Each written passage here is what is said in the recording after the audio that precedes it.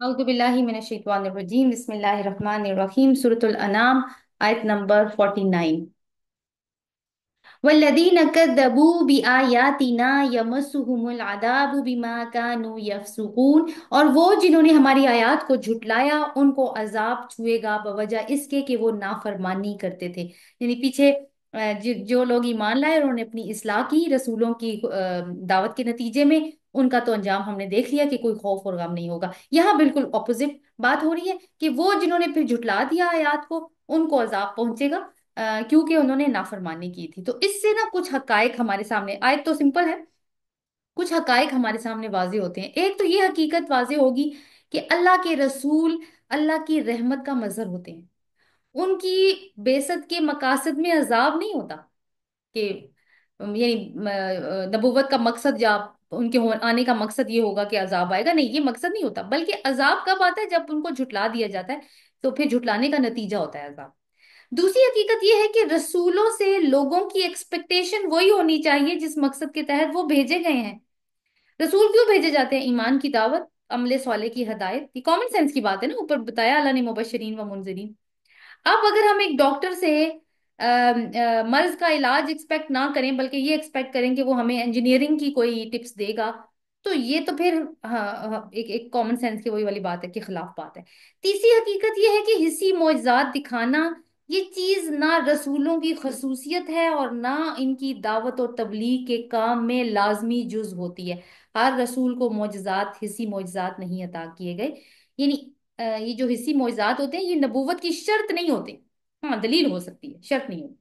मुआवजा इत्माम हुज्जत के तौर पर होता है और वो भी खालिस अल्लाह की मर्जी पर है, वो चाहे तो दिखाए, ना चाहे तो ना दिखाए। अंबिया ने जितने भी मुआवजे दिखाए हैं, अल्लाह की मर्जी से दिखाए। और चौथी हकीकत यह है कि ये आयत रसूल अल्लाह सल्लल्लाहु अलैहि वसल्लम के लिए तसल्ली और तस्कीन का बायस है कि आप अपने मिशन पर तवज्जो दें। जो बातें आपके फर्ज मनसबी से हटकर हैं उनको अल्लाह पर छोड़ दें और परेशान ना हो। यानी यानी वो बातें जो ये लोग एक्सपेक्ट कर रहे हैं, आगे आयत में उसका जिक्र भी आ जाएगा आयत नंबर 50 से, कि लोग असल में एक्सपेक्ट करते क्या है अंबिया से, क्या क्या क्या किया करते थे उस टाइम पे। आयत नंबर 50, कुल ला अकूलु लकुम इंदी खजाइनुल्लाह। कह दीजिए मैं तुमसे नहीं कहता कि मेरे पास अल्लाह के खजाने हैं। वला आलमुल गैबा, और नहीं मैं गैब को जानता। वला अकूलु लकुम इन्नी मलक, और ना मैं ये कहता हूं कि मैं कोई फरिश्ता हूं। ये आयत का एक हिस्सा होगा। इन अत्तबिउ इल्ला मा यूहा इलै, नहीं मैं पैरवी करता मगर इसकी जो मेरी तरफ वही की जाती है। सेकंड पार्ट, कुल हल यस्तविल आमा वल बसीर, कह दीजिए क्या बराबर हो सकता है अंधा और देखने वाला? अफला ततफक्करून, क्या तुम गौर व फिक्र नहीं करते? तो तीन हिस्सों में हम इस आयत को डिस्कस करेंगे। पहला हिस्सा, कुल ला अकूलु लकुम इंदी खजाइनुल्लाहि वला आलमुल गैबा वला अकूलु लकुम इन्नी मलक। मलक, कह दीजिए कि मैं नहीं कहता कि मेरे पास अल्लाह की तरफ से खजाने हैं और ये कि मैं गैब को जानता हूँ, और नहीं मैं कहता कि मैं फरिश्ता हूँ। यहाँ इस आयत में रिसालत की हकीकत को मजीद वाजे किया गया है। और पीछे भी कुछ बात चली, और ये हकीकत बताने की नौबत इसलिए पेश आई कि अरबों में रसालत को लेकर बहुत सारी गलतफहमियां पाई जाती थी। और ये तस्वुरात इनके यहाँ, इनके इर्द गिर्द रहने वाली जो अहले किताब अकवाम थी ना, यहूद और नसारा, उनके इन्फ्लुएंस की वजह से आए थे। वो क्या बातें करते थे कि नबी तो गैब की खबरें जानता है, वो तो मोजज़ात दिखाते हैं। और कई दफा वो वही को वो जिन्नों के साथ भी ताबीर करते, और ये कहते हैं कि नबी तो जो चाहे कर सकता है।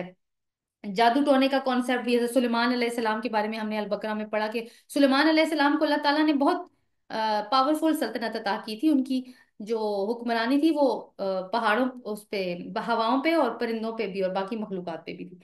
तो अब ये समझते थे कि ये कि सुलेमान अलैहिस्सलाम के पास कोई कोई जादू है जिसके जोर पे वो ये किया करते हैं। तो आप देखें ये गलत किस्म के कॉन्सेप्ट इन्होंने रिसालत के साथ वाबस्ता कर लिए थे। फिर अब मुशरिकीन मक्का के भी, ये कैसा नबी है जो बाजारों में चलता फिरता है, शॉपिंग करता है, इसकी तो इंसानी जरूरियात हैं, तो इस तरह की बातें हम पहले भी पढ़कर आए हैं।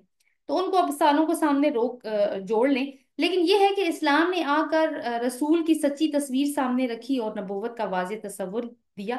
अब रसूल अल्लाह सल्लल्लाहु अलैहि वसल्लम की जुबान से कहलवाया जा रहा है कि मैंने तो कभी ये दावा नहीं किया कि मेरे पास गैब के खजाने हैं, या मैं सॉरी अल्लाह के खजाने हैं, या मैं कोई गैब का इल्म रखता हूँ, या ये कि मैं कोई फरिश्ता हूँ। क्या तुमने मेरे मुंह से कभी ऐसी बात सुनी है?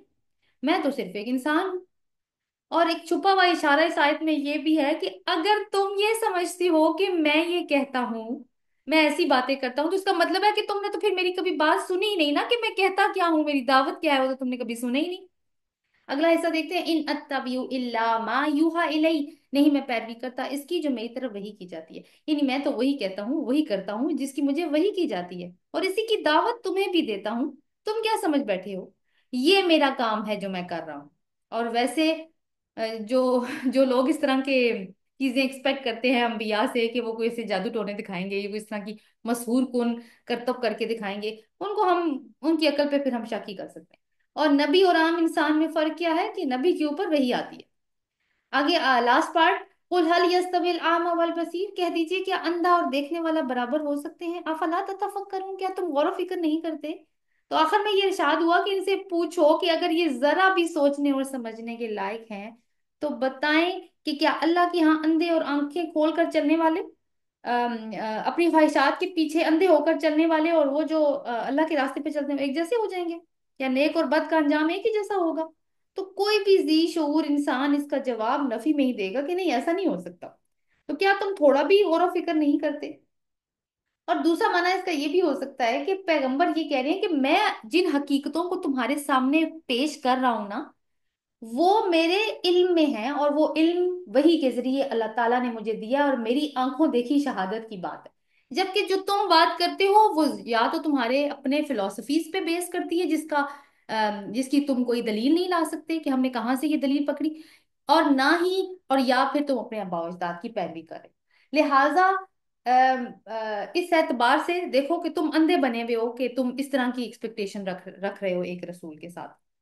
نتائج کیا نکلتے ہیں جی اس آیت سے؟ نمبر ون، بشر، سوری، نبی انسان ہوتا ہے، بشر ہوتا ہے، وہ وہی کی پیروی کرتا ہے، اپنی طرف سے کوئی دعویٰ نہیں کرتا۔ نمبر ٹو، صرف وہی کی پیروی کرنا ہی ہدایت اور بصیرت ہے، ورنہ جو اس سے محروم ہے وہ پھر اندھا اور بہرا ہو۔ نمبر تھری، اس میں سے یہ نتیجہ نکلتا ہے کہ عقل کے اندر اللہ نے صلاحیت رکھی ہے کہ وہ وحی کو سمجھ سکے، اور عقل کے ذرائع بھی اللہ تعالیٰ نے دی ہیں، کون سے؟ سمع، بصرہ اور فؤاد۔ اور چوتھی چیز اس میں، چوتھا نتیجہ نکلتا ہے کہ گمراہی اور جہالت کب پیدا ہوتی ہے؟ یہ کب پیدا ہوتی ہے؟ جب انسان وحی سے آزاد ہو جاتا ہے کہ وحی کو نہیں میں نے ماننا، اب کیا کرتا ہے؟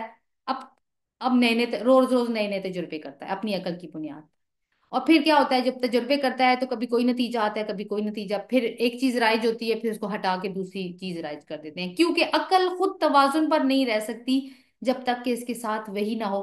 کیوں نہیں رہ سکتی عقل توازن پر؟ کیونکہ ہم جذبات آ جاتے ہیں نا، خواہشات بھی ساتھ جڑ جاتی ہیں، تو ایک ایک بیلنس اپروچ کے ساتھ چلنا یہ پاسبل نہیں ہوتا جب تک کہ وہی ساتھ میں نہ ہو۔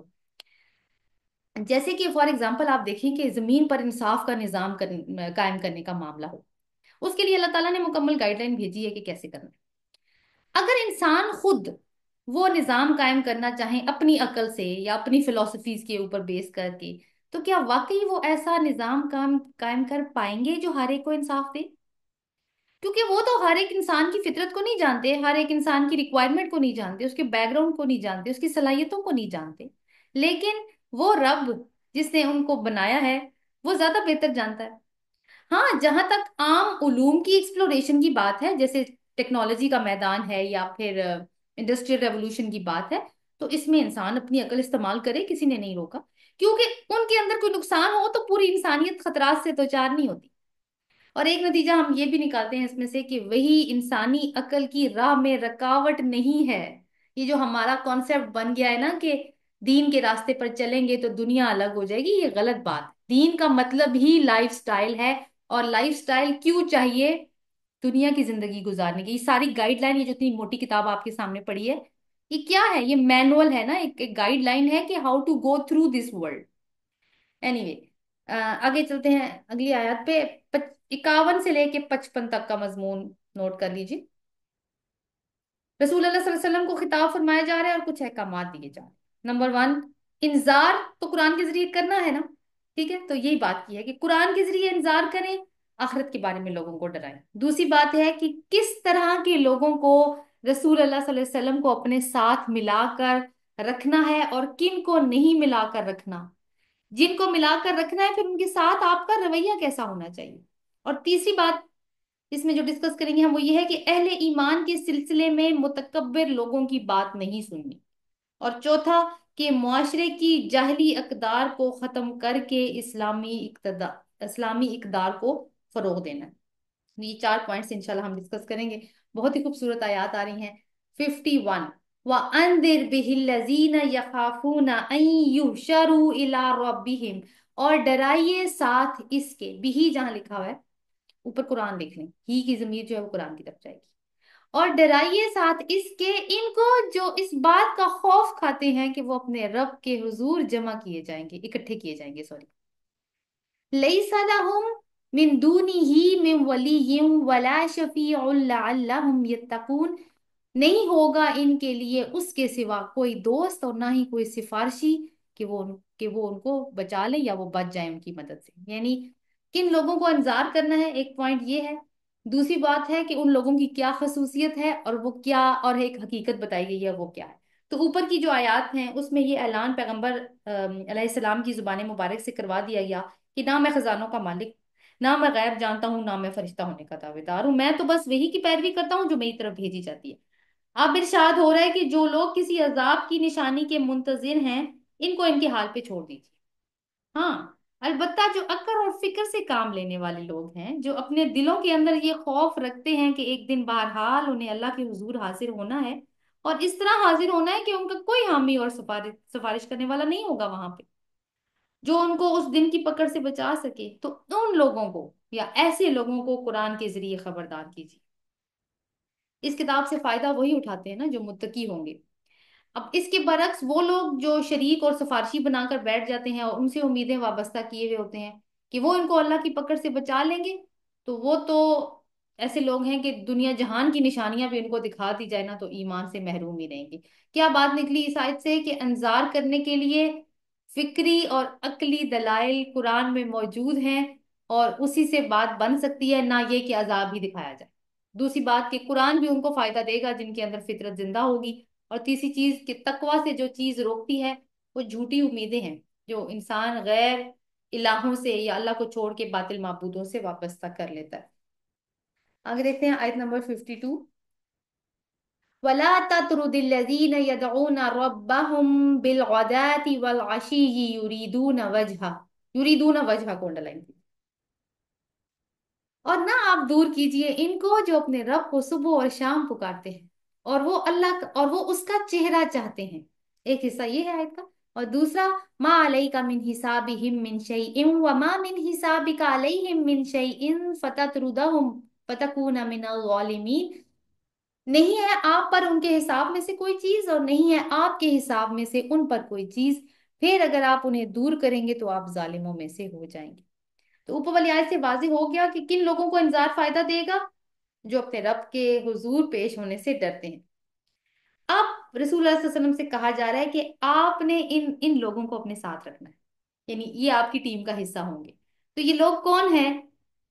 یہ اہل ایمان ہیں جو اپنے رب پہ بھروسہ رکھتے ہیں، صبح و شام اسی کو پکارتے ہیں، کسی اور سے کوئی امید نہیں رکھتے، صرف اللہ کی رضا جوئی کے طالب ہیں۔ البقرہ میں ایک آیت ہم نے پڑھی تھی 208، من یشری نفسہ ابتغاء مرضات اللہ، وہ جس نے اپنے نفس کو بیچ دیا اللہ کی رضا حاصل کرنے کے لیے۔ تو یہاں پہ ایک بات، یہاں پہ مطلب اس آیت کا ایک بیک گراؤنڈ یہ ہے کہ قریش کے بڑے بڑے سردار، کھاتے پیتے لوگ رسول اللہ صلی اللہ علیہ وسلم پہ بہت سارے اعتراضات یہ لوگ کیا کرتے تھے۔ ان میں ایک اعتراض یہ تھا کہ رسول اللہ صلی اللہ علیہ وسلم کو یہ لوگ کہا کرتے تھے کہ آپ کے گرد ہر وقت ہماری قوم کے چھوٹے پست طبقے کے لوگ جمع ہوئے رہتے ہیں، تو وہ تانا دیا کرتے تھے کہ اس شخص کو ساتھی بھی کیسے کیسے معزز ملے نا، اس طرح سے طنز کیا کرتے تھے۔ جیسے حضرت بلال حبشی تھے، عمار بن یاسر تھے، سہیب رومی تھے، خباب بن ارد تھے، تو یہ فائنینشلی ویک لوگ تھے اور کچھ تو اس میں سے غلام بھی تھے۔ تو یہ کہتے کہ بس یہی لوگ اللہ کو ملے ہیں ہمارے درمیان جن کو اللہ تعالیٰ نے برگزیدہ کیا، اور پھر ان ایمان لانے والوں کی جو خستہ حالی تھی اس کا مذاق ہی صرف نہیں اڑاتے تھے، بلکہ پاسٹ میں ان سے اگر کوئی غلطی ہوئی ہوئی تھی یا کوئی ان کے اندر اخلاقی کمزوری ظاہر ہوئی تھی تو اس کے بھی تانے دیا کرتے تھے۔ اب آپ دیکھیے کہ یہ سب لوگ رسول اللہ صلی اللہ علیہ وسلم کی بعثت سے پہلے تو مشرک ہی تھے نا، اس کے بعد ہی مان لائے، تو شرک کی حالت میں بہت ساری چیزیں ایسی غلطیاں ان سے سرزد ہوئی ہوئی تھی۔ जब आप लोग ये लोग ईमान ले आए तो अब इनको ये लोग ताने दिया करते थे, अच्छा जी पहले तो तुम लोग ऐसे थे, अब तुम बड़े, जैसे अभी कहा जाता अब तुम बड़े अल्लाह वाले बन गए हो, पहले तो तुम खुद ऐसे थे। तो इसी बात के ना ये लोग ताने दिया करते थे। दूसरी इसमें, इसका एक पॉइंट इसके बैकग्राउंड में ये भी आता है कि कुरैश के जो ये बड़े बड़े लीडर्स थे, ये रसूल अल्लाह सल्लल्लाहु अलैहि वसल्लम को पेशकश करते थे कि आप हमारे लिए बैठने की जगह अलग बनाएं, हम इन लोगों के साथ नहीं बैठते, ये जो गरीब गुरबा लोग हैं, आप हमारे लिए ऐसी जगह बनाएं जो हमारे लिए शाया निशान हो। और हुजूर सल्लल्लाहु अलैहि वसल्लम इस बात पर सोचने भी लगे थे कि हो सकता है इस तरीके से ये लोग ईमान ले आए। तो फिर ये आयत नाजिल हुई। और ये वाली जो सूरत हाल है ना, कि ये जो एतराज जिसका मैंने अभी जिक्र किया, ये हर पैगंबर के साथ ही हुआ है। कुरान मजीद में हजरत नूह अलैहिस्सलाम की कौम के सरदारों ने भी हजरत नूह अलैहिस्सलाम से इसी किस्म के मुतालिबात किए थे। तो आगे अल्लाह ताला फरमा रहे हैं, मा अलैका मिन हिसाबिहिम मिन शैइन व मा मिन हिसाबिका अलैहिम मिन शैइन फततरुदहुम फतकून मिनल ज़ालिमीन। आप पर उनके हिसाब में से कोई चीज नहीं है और आपके हिसाब में से इन पर कोई चीज नहीं है, अगर आप उन्हें दूर करेंगे तो फिर आप जालिम होंगे। यानी हर शख्स अपने अमाल के लिए खुद रिस्पॉन्सिबल है, और हर शख्स को अपनी कमाई खुद करनी है, इसकी जिम्मेदारी का कोई हिस्सा आप सल्लल्लाहु अलैहि वसल्लम पर नहीं है, और आप पर जो फर्ज है वो आप अदा करते रहें। जो लोग ईमान ला रहे हैं वो भी अल्लाह की नजर में है, जो नहीं ला रहे वो भी अल्लाह की नजर में है। अल्लाह ताला उन सब से हिसाब ले लेगा एक दिन। तो एक चीज हम इसमें ये नोट कर लेते हैं कि हमें थोड़ा थोड़ा ना मौका मिलता है मक्का की सोसाइटी के अंदर झांकने का। बिल्कुल हमारे वाला हाल है। यानी मक्का भी एक क्लास सोसाइटी थी, जिसमें एलीट क्लास अलग थी, मिडिल क्लास अलग थी और लोअर क्लास अलग थी, यानी पिसे हुए महरूम लोग भी इसमें शामिल थे।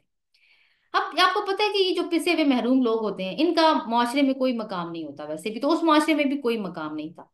और सबसे पहले इस्लाम की दावत पर लब्बैक कहने वाले यही लोग हुआ करते हैं। क्यों?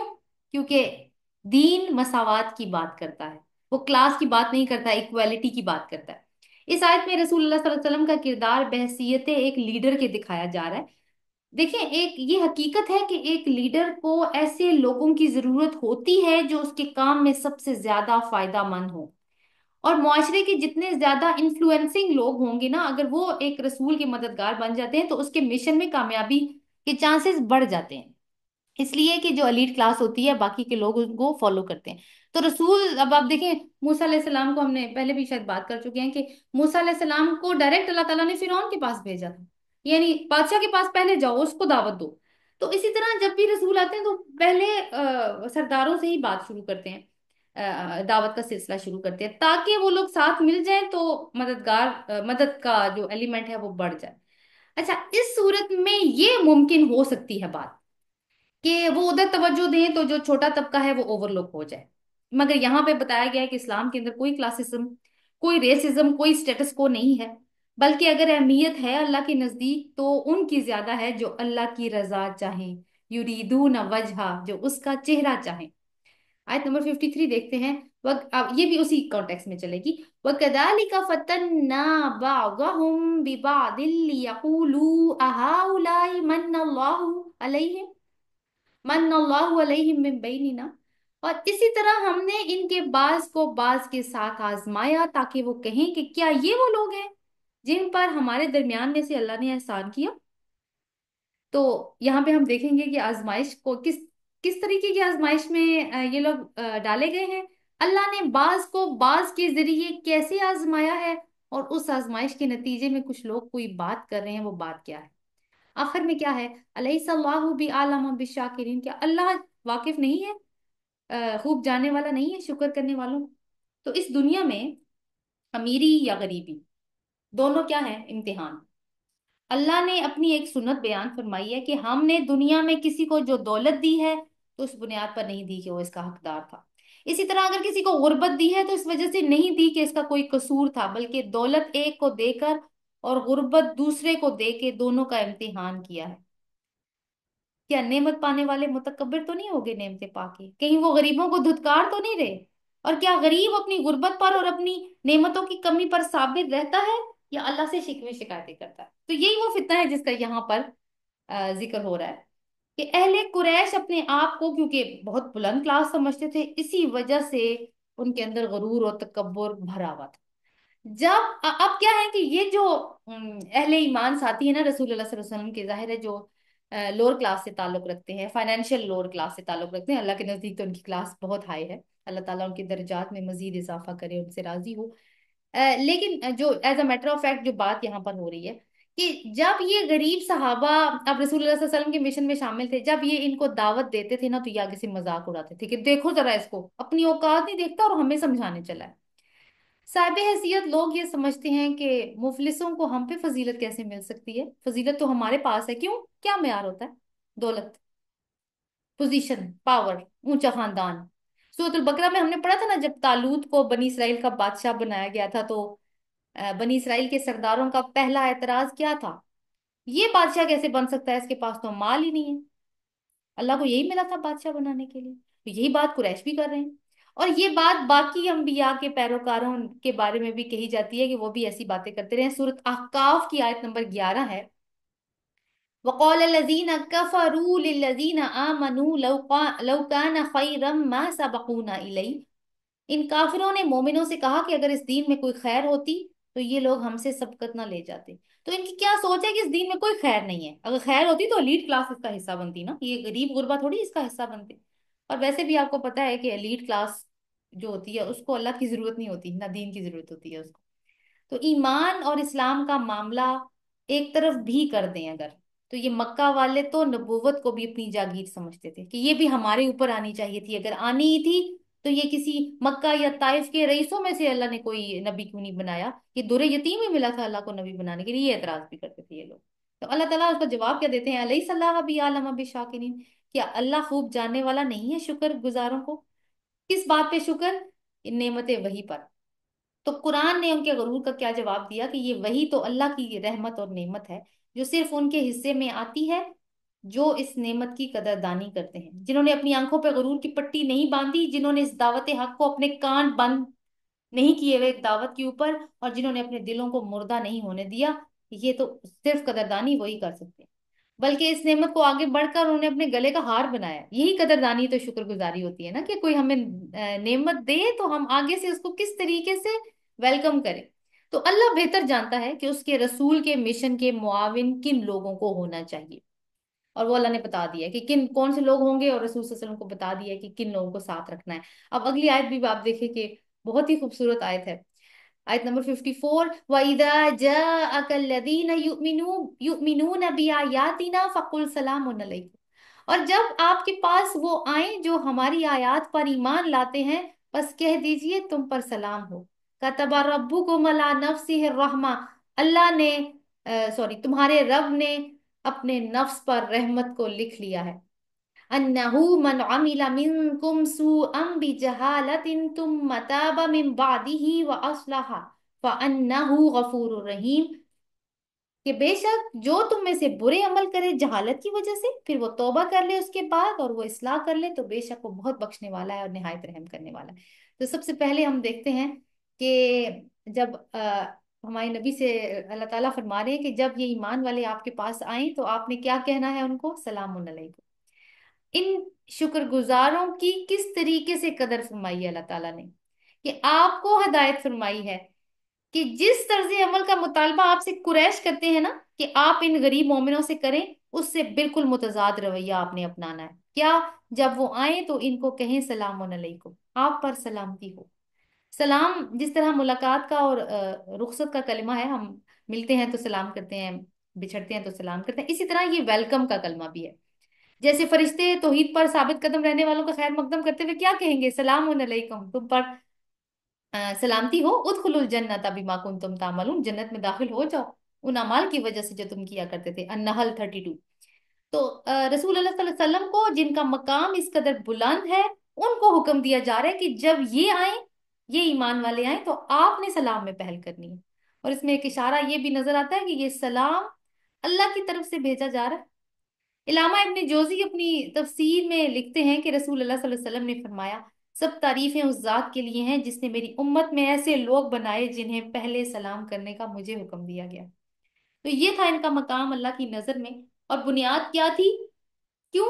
یریدون وجہ، وہ چاہتے ہیں اللہ کا چہرہ۔ وہ تو آگے ایک خوشخبری ہے ان صحابہ اکرام کے لیے خاص طور پر، اور جنرلی سب ایمان والوں کے لیے، کہ کیا کتبہ कतब रब्बुकुम अला नफ्सिही रहमा, ये पहले भी हम पढ़ चुके हैं ना, कि तुम्हारे रब ने अपने ऊपर रहमत लिख ली है। इसका पस मंजर क्या है, किस सिलसिले में ये बात आ रही है रहमत लिख ली है? पहले भी थोड़ी सी बात मैंने आपसे की है। यानी जो लोग उस वक्त रसूलुल्लाह सल्लल्लाहु अलैहि वसल्लम की दावत पर ईमान लाए थे, उनमें से बकसरत लोग ऐसे भी थे जो जमाने जहलियत में बड़े बड़े गुनाह कर चुके थे।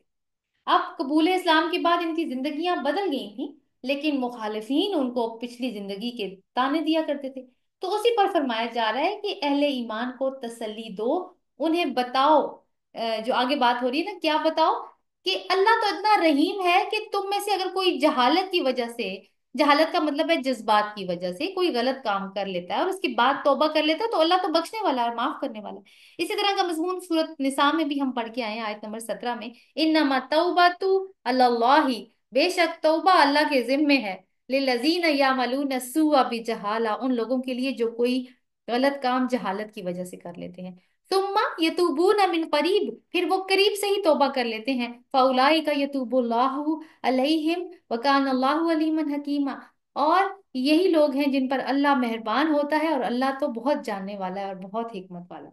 तो आपने देखा कि कितनी खूबसूरत आयत है। तो हम क्या इस आयत से नताइज निकाल सकते हैं? इसमें से बहुत सारी चीजें हैं जो हम निकाल सकते हैं। एक तो ये है कि इस्लामी नजरिए हयात का अजीम इनकलाब जो लोगों की जिंदगी में अमलन बरपा हुआ, हमने देखा ना अभी, एक लीडर से कहा जा रहा है कि आपने सलाम करना। तो ये इंसानी तारीख के एक हिस्से में हुआ है जो रसूलुल्लाह सल्लल्लाहु अलैहि वसल्लम का दौर था, और रिकॉर्ड की हैसियत से, एक एक रोल मॉडल की हैसियत से अपनी जगह पे अभी भी मौजूद है। हालांकि उसके बाद इंसानियत बड़ी आला इकदार की चमक दमक उसने कायम की है, लेकिन उसके बावजूद हम देखते हैं कि पस्ती में ही गिरते जा रहे हैं लोग। दूसरी बात यह है कि इस्लामी नजरिए हयात में जहलियत और रोशन ख्याली क्या है और उसमें क्या फर्क है, वो भी हमने देख लिया। कुरैश का तर्ज अमल एक तरफ, और अल्लाह ताला अपने नबी को क्या नसीहत करे। इस्लाम की नजर में कौमी नस्ली तबकाती तकसीम का कोई वजूद नहीं है, क्योंकि ये निज़ाम अल्लाह की तरफ से नाजिल हुआ, ये किसी जमीनी मखलूक की तरफ से नहीं आया जिसमें तबकाती तकसीम हो। फिर यह है कि इस्लामी तस्वुर हयात में गुलामी सिर्फ और सिर्फ एक अल्लाह की गुलामी है, किसी और की नहीं है। और ये तस्वुर कि इंसान सिर्फ अल्लाह का गुलाम है, इंसान को इंसानियत की महराज पे ले जाता है। और अल्लाह के गुलाम जो हैं वो एक बुलंद मर्तबे का एहसास रखते हैं, जैसे अभी देखें इन लोगों के साथ जो रवैया हुआ। लेकिन ये गुलामी आप देखें कि अकली तौर पर आपको आजाद कर देती है अल्लाह की गुलामी, जबकि इंसान की गुलामी आपको जहनी गुलामी में भी ले जाती है। फिर यह है कि इस्लामी तस्वुर हयात लोगों के शऊर बदलता है, उनके ख्यालात बदलता है, नजरियात बदलता है, और एक फिक्री इनकलाब लेकर आता है। इनकलाब जहनों में आ जाए तो दुनिया का निजाम बदलते हुए देर नहीं लगती। तो इस निजाम में ये इनकलाब लाने की सलाहियत मौजूद है, इसी वजह से हिजबुल शैतान इससे खौफजदा होते हैं। इसके अलावा हमने क्या देखा? तौबा की उम्मीद। क्या है ये तौबा की उम्मीद? कि हर दम अपने ऊपर नजर रखो, मुहासबा करो, कोई गलती हो गई है फौरन माफी मांगो, अल्लाह ताला से अपनी इस्लाह करो। और ये वो दीन है जो उम्मीद में रखता है, इंसान को मायूसी से निकालता है और इंसान को अपनी नजरों में गिरने नहीं देता। वरना आप देखें, शैतान इंसान को मायूसी में डालता है। इतने गुनाह तुम कर चुके हो, अब भी तुम कह रहे हो अल्लाह तुम्हें माफ कर दे? अब तो नहीं वो माफ करेगा। तो ये क्या है? ये मायूसी है ना। जबकि अल्लाह क्या कहता है कि तुम में से कोई गुनाह हो जाए जहालत की वजह से तो फौरन तौबा कर लो, अल्लाह तो तैयार बैठे हैं, उन्होंने तो अपने ऊपर रहमत को लिख लिया है। आयत नंबर 55 जो कि आज के हमारे लेसन की लास्ट आया है, और इस मजमून की भी तकमील हो जाएगी। वकदालिका नुफस्सिलुल आयाती वलितस्तबीना सबीलुल मुजरिमीन, और इसी तरह हम खोल खोल कर आयात बयान करते हैं ताकि मुजरिमों का रास्ता वाज़ेह हो जाए। यहां से हमें एक और सोच मिलती है, कुरान सिर्फ सिराते मुस्तकीम ही को वाज़ेह नहीं करता, यानी सिर्फ उन सिफात और खुसूसियात और किरदारों पे रोशनी नहीं डालता जो सिराते मुस्तकीम पर चलने वालों के अंदर होती हैं, बल्कि मुजरिमों का रास्ता भी अलग करके दिखाता है, और मुजरिमों की सिफात और खुसूसियात और किरदार को वाजे करके बिल्कुल अलग छांट देता है। मुजरिमों का रास्ता, कौन मुजरिम? वो जिनके बारे में भी हम देख रहे हैं कि निशानियां देखकर भी ईमान नहीं लाते और जिद में पड़े हुए हैं, मुसलसल मौजूदात का ही मुतालबा करें। तो ये है कि उन लोगों के लिए मैसेज इसमें हो सकता है जो लोग दावत का काम करें, कि उनको भी पता होना चाहिए कि उनका रास्ता क्या है, उनकी स्ट्रेंथ्स क्या है, उनकी वीकनेसेस क्या है, और मुजरिमों का रास्ता क्या है, उनकी स्ट्रेंथ और वीकनेसेस क्या है। ये रास्ता वाजे होगा तो मकसद भी वाजे होगा, और मकसद को हासिल करने का जो जो रास्ता होगा वो भी हमारे लिए वाजे हो जाएगा। फिर उसी हिसाब से انسان اپنی اسٹریٹجی بنائے گا. ظاہر ہے کہ جو دائی اللہ ہوگا وہ تو رسول کا راستہ ہی اپنائے گا صلی اللہ علیہ وسلم. اور جو مجرمین ہیں وہ کون سا راستہ اپنائیں گے؟ طاغوت کا راستہ. تو راستے تو دونوں جدا جدا ہیں، لیکن دونوں راستوں کے وہ کیا کہتے ہیں کہ ڈیٹیلز بھی قرآن ہمیں بتاتا ہے، تاکہ مومن پوری یکسوئی اور قوت کے ساتھ ان طاغوتی قوتوں کا مقابلہ کر سکیں. اللہ تعالی ہم سب کو اسٹرینتھ عطا فرمائے، شعور عطا فرمائے اور عمل کی توفیق. سبحانک اللہ و بحمدک، نشہد ان لا الہ الا انت، نستغفرک و نتوب الیک. آمین. السلام علیکم ورحمۃ اللہ وبرکاتہ.